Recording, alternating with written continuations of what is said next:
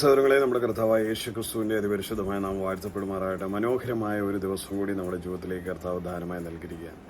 ഈ ദിവസം സന്തോഷത്തോടെ നമുക്ക് നമ്മുടെ കർത്താവിന് മഹത്വം കൊടുക്കാം. സ്തോത്രം, സ്തോത്രം, സ്തോത്രം, സ്തോത്രം.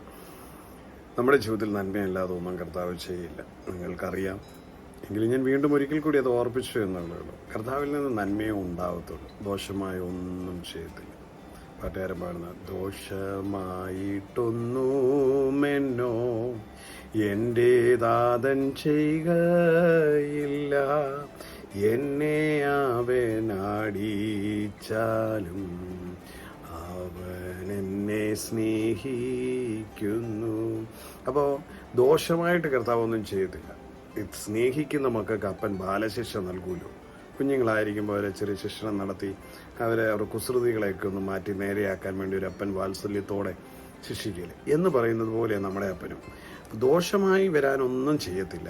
നമ്മളൊന്ന് വിശ്വാസത്തിലൊന്ന് ഉറച്ച് ആ സ്നേഹത്തിലൊന്ന് വസിക്കുവാൻ, ഭവനം വിട്ട് പുറത്തു പോകാതെ ഭവനത്തിൽ തന്നെ നിലനിൽക്കുവാൻ ആ ഒരു ചെറിയ ബാലശിക്ഷകൾ ഉണ്ടായാലും നമ്മെ നശിപ്പിച്ച് കളയുന്ന ദോഷകരമായ ഒന്നും അപ്പം നമുക്ക് ചെയ്യത്തില്ല. അതുകൊണ്ട് ഇന്ന് ഈ പ്രഭാതത്തിൽ സന്തോഷത്തോടെ ആ കർത്താവിൻ്റെ മുഖത്തേക്ക് നമുക്ക് തോരാം. കർത്താവ് നമ്മളെ സ്നേഹിക്കുന്നുണ്ട്, കർത്താവ് നമുക്കായി കരുതും, കർത്താവ് നാം നഷ്ടം വരുവാൻ സമ്മതിക്കാതെ നമ്മെ മാർവോട് ചേർത്ത് പിടിക്കും. ദൈവത്തിന് മഹത്വം. ഞാൻ ശരിക്കും ആക്ച്വലി ഇന്ന് ആ വചനഭാഗം എടുക്കണമെന്ന് 2-3 പ്രാവശ്യം ആലോചിച്ചു, എങ്കിൽ അതൊന്ന് വായിക്കാം. എനിക്ക് കർത്താവിനെ പറ്റി പറയുന്ന പ്രോത്സാഹനകരമായ ഊർജം പകരുന്ന, മറ്റുള്ളവരെ വേദനിപ്പിക്കാത്ത മനോഹരമായ വാക്യങ്ങളൊക്കെ ഉദ്ധരിച്ച് പ്രാർത്ഥിക്കാൻ ഞാൻ എപ്പോഴും തിരഞ്ഞെടുക്കുമ്പോൾ എടുക്കാറുള്ളത്. സ്തോത്രം, ദൈവത്തിന് മഹത്വം. കർത്താവിനുഗ്രഹിക്കട്ടെ. തെസ്സലോനിക്കർക്ക് എഴുതിയ ലേഖനം 1-ാം അധ്യായത്തിൻ്റെ 7-8 വാക്യങ്ങളാണ് വായിക്കാനായിട്ട് ഞാൻ ആഗ്രഹിക്കുന്നത്. സ്തോത്രം, ഈ തെസ്സലോനിക്കർക്ക് എഴുതിയ ലേഖനം അപ്പോസ്തലൻ പൗലോസ് അപ്പോസ്തലൻ എഴുതുമ്പോൾ അതിനെപ്പറ്റി പറയുന്നത് ഇങ്ങനെയാണ്: കർത്താവിൻ്റെ വരവിന് മുന്നോടിയായിട്ട് ദുർനടപ്പും ദുഷ്ടതയും അതിൻ്റെ ഉന്നതങ്ങളിൽ എത്തുകയും ക്രിസ്തുവിനെ എതിർക്കുന്ന അധർമ്മമൂർത്തി പ്രത്യക്ഷപ്പെടുകയും ചെയ്യും.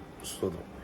അപ്പോൾ അത് കർത്താവിൻ്റെ വരവിന് മുന്നോടിയായിട്ട് സംഭവിക്കുന്നതാണ്. അപ്പോൾ ആ സമയത്ത് വിശ്വാസത്തെയും സ്നേഹത്തെയും ക്ഷമയെയും കുറിച്ച് തനിക്കുള്ള സ്നേഹത്തെ പൗലോസ് അപ്പോസ്തലൻ കാട്ടുകയും സഭയ്ക്ക് എഴുതുമ്പോൾ പീഡയ്ക്ക് വിരോധമായി അവർക്ക് ആശ്വസിപ്പിക്കുകയും ചെയ്യുന്ന ഒരു വചനഭാഗമാണ്. അവർ പീഡിപ്പിക്കപ്പെടുന്ന ഒരു സമയത്ത് അവർക്ക് ആശ്വാസം പകരുവാൻ, പീഡയുണ്ട് അതിനോടൊപ്പം ഒരു ആശ്വാസം പകരുവാന്ന ഒരു പ്രതീക്ഷ നൽകുന്ന വചനഭാഗമാണത് എഴുതിയിരിക്കുന്നത്. അതാ ജസ്റ്റ് ഇന്ന് പ്രഭാതത്തിൽ വായിക്കുവാൻ എൻ്റെ ഹൃദയത്തിൽ പ്രേരണ ഉണ്ടായത്. അത് വായിച്ചപ്പോൾ അതിലൊരു പദം ഉന്നയിച്ച് പ്രാർത്ഥിക്കുവാൻ എടുത്തു. അതാണ് ഞാൻ ഇന്ന് നിങ്ങൾക്കായി വായിക്കുന്നത്. സ്തോത്രം. തെസ്സലോനിക്കർക്ക് എഴുതിയ ലേഖനം 1-ാം അധ്യായം അതിൻ്റെ 6 മുതൽ അങ്ങ് വായിക്കാം. കർത്താവായ യേശുവിൻ്റെ ശക്തിയുള്ള ദൂതന്മാരുമായി സ്വർഗത്തിൽ നിന്ന് അഗ്നിജ്വാലയിൽ പ്രത്യക്ഷനായി. ദൈവത്തെ അറിയാത്തവർക്ക് നമ്മുടെ കർത്താവായ യേശുവിൻ്റെ സുവിശേഷം അനുസരിക്കാത്തവർക്ക് പ്രതികാരം കൊടുക്കുമ്പോൾ, നിങ്ങളെ പീഡിപ്പിക്കുന്നവർക്ക് പീഡയും പീഡ അനുഭവിക്കുന്ന നിങ്ങൾക്ക് ഞങ്ങളോടുകൂടെ ആശ്വാസവും പകരം നൽകുന്നത് ദൈവസന്നിധിയിൽ നീതിയല്ലോ. അപ്പോൾ പീഡിപ്പിക്കപ്പെടുന്നവർക്ക് ആശ്വാസം നൽകുന്നത് ദൈവത്തിൻ്റെ സന്നിധിയിൽ നീതിയല്ലോ എന്നുള്ള ഭാഗമാണ് എന്നെ ഏറെ സന്തോഷിപ്പിച്ചത്. ഇന്ന് കേൾക്കുന്ന എൻ്റെ സഹോദരങ്ങളിൽ പീഡകളിലൂടെ കടന്നു പോകുന്ന ആരെങ്കിലും ഉണ്ടെങ്കിൽ, നിങ്ങളെ പീഡിപ്പിക്കുന്നവർക്ക് കഷ്ടവും, അയ്യോ കഷ്ടം, നിങ്ങൾക്ക് ആശ്വാസവും കർത്താവ് നൽകുമെന്ന് പറയാം. പീഡകൻ എന്ന് പറഞ്ഞാൽ നമുക്കറിയാം, അത് ദുഷ്ടനായ സാത്താൻ. വ്യക്തികളെ ഉപയോഗിക്കുന്നെന്നുള്ളേ ഉള്ളൂ. നമുക്ക് കണ്ണുകൊണ്ട് ആളെ കാണാൻ മേലും വ്യാപരിക്കുന്ന സ്പിരിറ്റാണ് വ്യക്തികൾ. ഞാനതെപ്പോഴും ഓർപ്പിക്കുമ്പോൾ നിങ്ങൾക്ക് എല്ലാവർക്കും അറിയാവുന്ന കാര്യമെങ്കിലും ഞാൻ വീണ്ടും ഓർപ്പിക്കുന്നതേ ഉള്ളൂ. ശത്രുക്കളായി നമുക്ക് മനുഷ്യരാരുമില്ല. നമ്മുടെ ചുറ്റും നിൽക്കുന്നവരാരുമല്ല നമ്മുടെ ശത്രുക്കൾ. അവരിലൂടെ പ്രവർത്തിക്കുന്ന ദുഷ്ടനായ പിശാചാണ്. അവനാണ് അവരിലൂടെ പ്രവർത്തിച്ച് നിങ്ങളെ മാനസികമായി തകർക്കുകയും പീഡിപ്പിക്കുകയും ഒക്കെ ചെയ്യുന്നത്. അപ്പം നിങ്ങളെ പീഡിപ്പിക്കുന്ന, ഉപദ്രവിക്കുന്ന, നിങ്ങളെ കഷ്ടപ്പെടുത്തുന്ന, ദണ്ഡിപ്പിക്കുന്ന ശക്തി എന്ന് പറയുന്നത് സ്തോത്രം ദുഷ്ടനായ സാത്താൻ. അവൻ സ്തോത്രം ആ വ്യക്തികളിലൂടെ നിങ്ങളെ ഉപദ്രവിക്കുമ്പോൾ നിങ്ങൾ തകർക്കപ്പെടുന്നു, നിങ്ങൾ വേദനിക്കുന്നു, നിങ്ങൾ വലിയ നിരാശയിലകപ്പെടുന്നു, കഷ്ടങ്ങളിലൂടെ നിങ്ങൾ കടന്നു പോവുകയാണ്. ആ പീഡിപ്പിക്കപ്പെടുന്ന നിങ്ങളെപ്പറ്റി, അങ്ങനെ അനുഭവിക്കുന്ന നിങ്ങളെപ്പറ്റി പറയുകയാണ്, നിങ്ങൾക്ക് ആശ്വാസം ലഭിക്കും. നിങ്ങളെ പീഡിപ്പിക്കുന്നവർക്കോ കഷ്ടം. കാരണം ദൈവത്തെ അറിയാത്തവരാണ് നിങ്ങളെ പീഡിപ്പിക്കുന്നത്. അപ്പം എന്നോട് ചോദിക്കും, സഹവിശ്വാസികൾ ഉപദ്രവിക്കുന്നവരുണ്ടല്ലോ, ദൈവമക്കളെന്ന് പേരുള്ളവർ ഉപദ്രവിക്കുന്നുണ്ടെന്ന്. അത് നമ്മൾ ഗണ്യമാക്കരുത്. ഒരു വിശ്വാസികളല്ല, വിശ്വാസികളായി എന്തിലോ, പക്ഷെ ദൈവവിശ്വാസികളല്ല. ദൈവവിശ്വാസികളുമാണ്, പക്ഷെ യഥാർത്ഥത്തിൽ ജീവനുള്ള ദൈവത്തിൽ വിശ്വസിക്കുന്നവരല്ല. ദൈവവിശ്വാസികൾ ചിലപ്പോൾ പീഡിപ്പിക്കുമായിരിക്കാം, വിശ്വാസികളും ചിലപ്പോൾ പീഡിപ്പിക്കുമായിരിക്കാം. എന്നാൽ ജീവനുള്ള സത്യേക ദൈവമായ ക്രിസ്തുവിനെ അറിയുന്ന ആർക്കും മറ്റൊരാളെ പീഡിപ്പിക്കുവാനോ ഉപദ്രവിക്കുവാനോ കഴിയത്തില്ല, മാനസികമായി വ്യതപ്പെടുത്തുവാനോ കഴിയത്തില്ല. കാരണം അവരിൽ ദുരാത്മാവിന് ഇരിക്കുവാൻ ഇരിപ്പിടമില്ല. ക്രിസ്തു ഉള്ളങ്ങളിൽ വാഴുന്ന ഒരുവന്റെ ഉള്ളിൽ ദുരാത്മാവിന് ഇരിക്കുവാൻ സാധിക്കത്തില്ല. ദുരാത്മാവ് ഉള്ളങ്ങളിൽ വാഴുന്ന ആൾക്കാർക്ക് മാത്രമേ സഹസൃഷ്ടിയെ, സഹജീവിയെ, അല്ലെങ്കിൽ നമുക്ക് നമ്മുടെ സ്നേഹിതരെ, നമ്മുടെ ബന്ധങ്ങളെ പീഡിപ്പിക്കുവാനുള്ള മനോഭാവം ഉണ്ടാവും. ഭാര്യയെ പീഡിപ്പിക്കുന്ന ഭർത്താവ് ദുരാത്മാവാണ്. മക്കളെ പീഡിപ്പിക്കുന്ന മാതാപിതാക്കൾ ദുരാത്മാവാണ്. മാതാപിതാക്കളെ ഉപദ്രവിക്കുകയും പീഡിപ്പിക്കുകയും അവഗണിക്കുകയും പരിഗണിക്കാതെ സഹായിക്കാതെ തന്നെത്താൻ ഉപജീവിച്ച് വരുമാനമുണ്ടാക്കി സുഖിക്കുന്ന മക്കളും ദുരാത്മാവാണ്. അവരിലെല്ലാം കുടികൊള്ളുന്ന ഒരു ദുരാത്മാവാണ്. ദൈവത്തിൻ്റെ ആത്മാവുള്ളത്, ക്രിസ്തുവിൻ്റെ ആത്മാവുള്ള ഒരുവന്, ക്രിസ്തുവിൻ്റെ ആത്മാവിൽ നിറഞ്ഞു നിൽക്കുന്ന കമ്പാഷൻ, അവൻ ദരിദ്രനോട് കാണിച്ച കമ്പാഷൻ, രോഗിയോട് കാണിച്ച കമ്പാഷൻ, ഭൂതബാധിതനോട് അവൻ കാണിച്ച കമ്പാഷൻ, ഇതെല്ലാം ആ വ്യക്തികളിലും ഉണ്ടാവും ക്രിസ്തുവിനെ ധരിച്ചവരുള്ളിൽ. അപ്പൊ ക്രിസ്തുവിനെ ധരിച്ചുവെങ്കിൽ ക്രിസ്തുവിന്റെ ഭാവമായിരിക്കും നമ്മളിലൂടെ പ്രദർശിപ്പിക്കപ്പെടുക. ക്രിസ്തുവിന്റെ ഭാവമല്ലാതെ നിങ്ങളുടെ പ്രിയപ്പെട്ടവരിൽ ആരെങ്കിലും അത് വെളിപ്പെടുന്നെങ്കിൽ അവരിലൊരു ദുരാത്മാവ് വ്യാപരിക്കുന്നു, കുടിയിരിക്കുന്നു എന്നുള്ളതാണ്. ആ ദുരാത്മാവിന്റെ ഉദ്ദേശം നിങ്ങളെ പീഡിപ്പിക്കുക എന്നുള്ളതാണ്. നിങ്ങൾ ഒരു ദൈവവൈതലാണ്, നിങ്ങൾ ദൈവത്തെ സ്നേഹിക്കുന്നയാളാണ്. പക്ഷേ അതിനെ ആത്മമണ്ഡലത്തിൽ അറിയുന്ന ദുരാത്മാവ് ആ വ്യക്തിപരമായി ആ വിഷയം അറിയാത്ത വ്യക്തിയിലേക്ക് വ്യാപരിച്ചിട്ട് ആ വ്യക്തിയെ നിങ്ങൾക്കെതിരായി പ്രവർത്തിപ്പിക്കും. ചിലപ്പോൾ നിങ്ങളൊരു ദൈവവേദലാണെന്ന് അറിഞ്ഞൊന്നും ആയിരിക്കത്തില്ല ഇയാൾ നിങ്ങൾക്കെതിരെ ഇങ്ങനെ ചെയ്യുന്നത്. അല്ലെങ്കിൽ നിങ്ങളൊരു ദൈവവേദലായതുകൊണ്ടുമല്ല അയാൾ അതങ്ങനെ ചെയ്യുന്നത്. അയാളിൽ പ്രേരകമാകുന്ന ദുരാത്മാവിനറിയാൻ നിങ്ങളൊരു ക്രിസ്തു ഭക്തനാണ്, ക്രിസ്തുവിൽ വീണ്ടും ജനിക്കപ്പെട്ടൊരു ദൈവവേദല. നിങ്ങളെ ഉപദ്രവിക്കുന്നതിലൂടെ ആനന്ദം കണ്ടെത്തുന്നത് ആ പിശാചാണ്, അല്ലാതെ ആ വ്യക്തിയല്ല. അപ്പോൾ ഭർത്താവായിരിക്കും ഇടിക്കുന്നത്, ഭർത്താവായിരിക്കും തെറി പറയുന്നത്, ഭർത്താവായിരിക്കും നിങ്ങളെ മാനസികമായി തകർക്കുന്നത്. പക്ഷെ അദ്ദേഹം അത് ചെയ്യുന്നുവെങ്കിലും അദ്ദേഹത്തിലൂടെ ആനന്ദിക്കുന്ന ഒരു പിശാചുണ്ട്. ആ പിശാചാണ് ആനന്ദിക്കുന്നത്. കാരണം നിങ്ങളൊരു ദൈവവേദില, നിങ്ങളുടെ കഷ്ടം, നിങ്ങളുടെ കണ്ണുനീർ, നിങ്ങളുടെ ഇത് കണ്ടിട്ട് സന്തോഷിക്കും.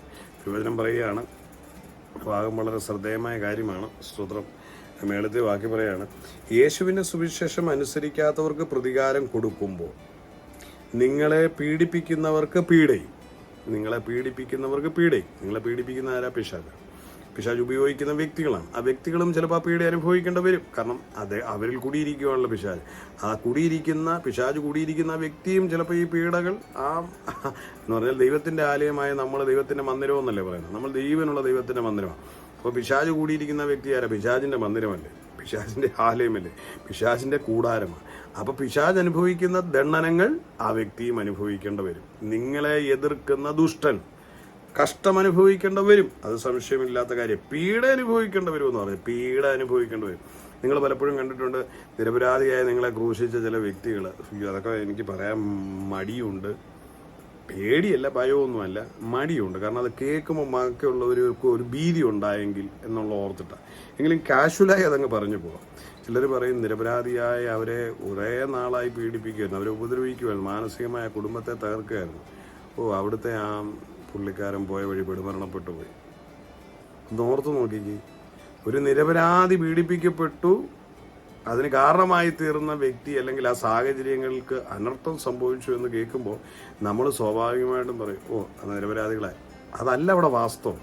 അതിന് നിരപരാധികളെ അവർ ഉപദ്രവിച്ചു എന്നുള്ള വാസ്തവമല്ല. തിരുവചനം പറയുന്നത് ദൈവത്തെ അറിയുന്ന, ക്രിസ്തുവിന് വേണ്ടി നിൽക്കുന്ന ഒരു ദൈവ പൈതൽ പീഡിപ്പിക്കപ്പെടുമ്പോൾ അവനെ ഉപയോഗിക്കുന്ന പീഡകനായ പിശാച് ഉപയോഗിക്കുന്ന വ്യക്തിയെ പീഡ വരുമ്പോൾ അവൻ പോയി ദുരന്തത്തിൽ പെടുക.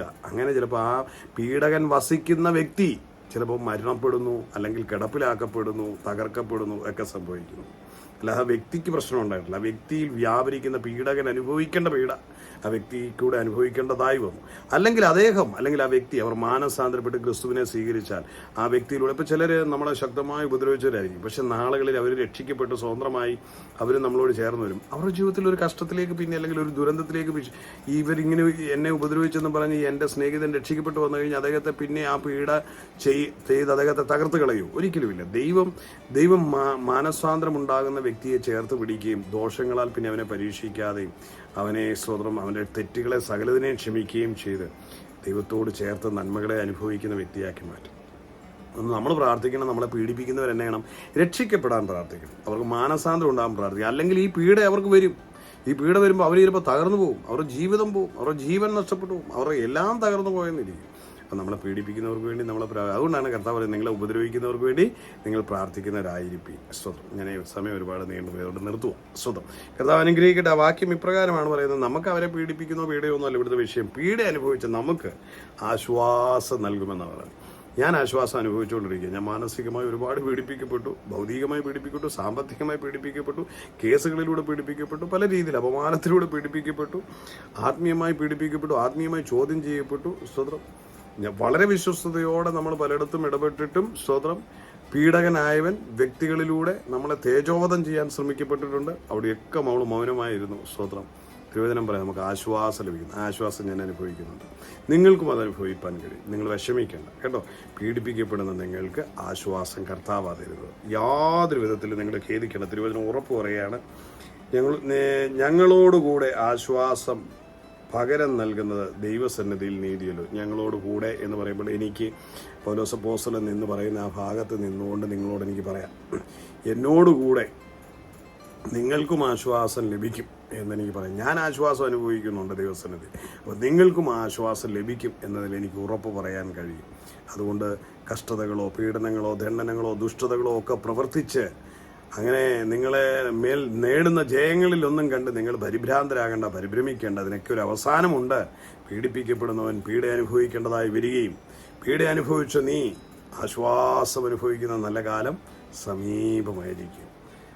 വിദൂരമല്ലെന്ന് ഈ ദിനങ്ങളിൽ ചിലർക്ക് അനുഭവിക്കാൻ കഴിയും. ഈ ദിനങ്ങളിൽ എന്നെ കേട്ടുകൊണ്ടിരിക്കുന്ന ചിലർക്ക് ആ ആശ്വാസം അനുഭവിക്കാൻ കഴിയും. ഈ വരുന്ന ഈ മാസം കഴിഞ്ഞു പോകുന്നതിന് മുമ്പ് ചിലർക്കത് അനുഭവിക്കാൻ കഴിയും. ഈ വർഷങ്ങളിൽ ചിലർക്കത് അനുഭവിക്കാൻ കഴിയും. ദൈവം നിങ്ങൾക്ക് വേണ്ടി പ്രവർത്തിക്കും. നമുക്ക് ഒരുമിച്ച് പ്രാർത്ഥിക്കാം. കണ്ണുകളെ അടയ്ക്കാം.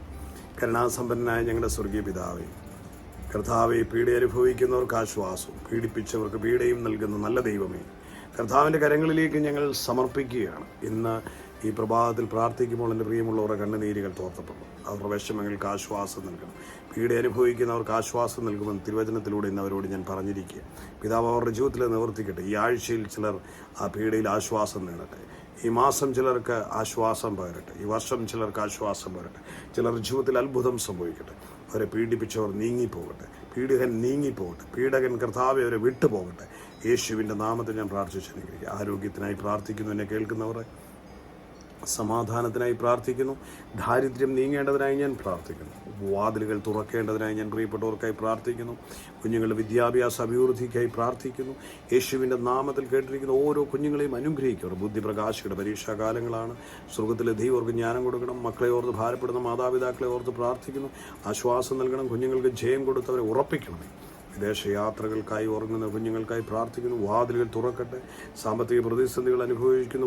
വഴികൾ പോകാനും യാത്രകൾക്കുമൊക്കെ തടസ്സം നിൽക്കുന്നു. വിവാഹത്തിന് തടസ്സം നിൽക്കുന്നു. സാമ്പത്തികമായ വിഷയങ്ങളിൽ ഞെരുങ്ങുന്ന വ്യക്തികളുടെ വിടുതലിനായി ഞാൻ പ്രാർത്ഥിക്കും. പിതാവ് അങ്ങനെ ചെയ്യുന്ന കൃപയ്ക്കായി സ്തോത്രം. ആത്മീയമായി ദാഹത്തോടെ ഇരിക്കുന്നവർക്ക് അഭിവൃദ്ധിയും വിശാലതയും കൊടുക്കേണ്ടതിനായി പ്രാർത്ഥിക്കും. ചിലർ മാനസാന്തരപ്പെടാൻ പ്രാർത്ഥിച്ചുകൊണ്ടിരിക്കുന്ന വിഷയങ്ങളിൽ മറുപടി ഉണ്ടാകട്ടെ. സമാധാനവും ആശ്വാസവും ഉണ്ടാകട്ടെ. എത്രയും വേഗം അവർ വേർതിരിക്കപ്പെടേണ്ടതിനായി പ്രാർത്ഥിക്കും. ഉള്ളങ്കരങ്ങളിലേക്ക് ഓരോ പ്രിയപ്പെട്ടവരെയും സമർപ്പിക്കും. വിവാഹം നടക്കാൻ ആഗ്രഹത്തോടെ പ്രാർത്ഥിച്ചുകൊണ്ടിരിക്കുന്ന കുടുംബങ്ങളുണ്ട്, കുഞ്ഞുങ്ങളുണ്ട്. ചില ആൺകുട്ടികളുടെ വിവാഹങ്ങൾ ഞങ്ങളുടെ പ്രിയപ്പെട്ടവരുടെയൊക്കെ കുടുംബങ്ങളിലുണ്ട്. കർത്താവേ, ഞങ്ങളുടെ ജോലി ബദലിന് ഞങ്ങളുടെ സഹോദരൻ, ഞങ്ങളുടെ പ്രിയപ്പെട്ട സഹോദരങ്ങളുടെയൊക്കെ കുഞ്ഞുങ്ങളുടെ വിവാഹത്തിനായി ഞങ്ങൾ ക്രിസ്റ്റിച്ചാൻ്റെ കുഞ്ഞുങ്ങളുടെ വിവാഹത്തിനായി ഒക്കെ ഞങ്ങൾ പ്രാർത്ഥിക്കുന്നു. ദൈവത്തിൻ്റെ മഹത്വം അവരിലേക്ക് ഇറങ്ങട്ടെ. അവർക്ക് നല്ല വിവാഹം, അനുഗ്രഹമായ കുടുംബജീവിതം ഉണ്ടാകേണ്ടതിനായി പ്രാർത്ഥിക്കുന്നു. കർത്താവേ, സ്തോത്രം. ജോലിയില്ലാതെ ഭാരപ്പെടുന്നവർക്ക് വരുമാനത്തിലുള്ള വാതിൽ തുറക്കേണ്ടതിനായി ഞങ്ങൾ പ്രാർത്ഥിക്കും. ഉള്ളംകരങ്ങളെ നൽകി ഓരോരുത്തരും അനുഗ്രഹിക്കുക. കൃപയുടെ കരങ്ങളിൽ സൂക്ഷിക്കണം. ദൈവമഹത്വം കണ്ട് സന്തോഷിപ്പാൻ കർത്താവ് അത്ഭുതം പ്രവർത്തിക്കുന്നതിനായി നന്ദി. യേശുവിൻ്റെ നാമത്തിൽ തന്നെ പിതാവേ. ആമേൻ ആമേൻ. അതായത് ഞങ്ങളുടെ ചാനൽ കൂട്ടായ്മയ്ക്കായി പ്രാർത്ഥിക്കുന്നു. ഇതിൽ ആദ്യമായി കാണുന്നവരെ ഒരിക്കൽ കൂടി ഓർക്കുന്നു, അവരെ അനുഗ്രഹിക്കുന്നു, കുടുംബാംഗങ്ങളെ ഓരോരുത്തരെയും അനുഗ്രഹിക്കുന്നു. സുവിശേഷത്തിൻ്റെ ശക്തിയായി ഓരോരുത്തരും പ്രകാശിക്കേണ്ടതിനായി പ്രാർത്ഥിക്കുന്നു. ഞങ്ങളുടെ കുടുംബ പ്രാർത്ഥനകൾ അനുഗ്രഹമാകട്ടെ, ഉപവാസ പ്രാർത്ഥനകൾ അനുഗ്രഹമാകട്ടെ, തെരുവ് മീറ്റിങ്ങുകൾ അനുഗ്രഹമാകട്ടെ, ഇളയവർക്കുള്ള കൈത്താങ്ങലുകൾ അനുഗ്രഹമാകട്ടെ. സകലയിടത്തും ദൈവിക നന്മകൾ കൊണ്ട് നിറയേണ്ടതിനായി പ്രാർത്ഥിക്കും. ഉള്ളംകരങ്ങളിൽ തിരിയുകയാണ്. പിതാവ് പ്രാർത്ഥന കേൾക്കുന്ന കൃപയ്ക്കായി സ്തോത്രം.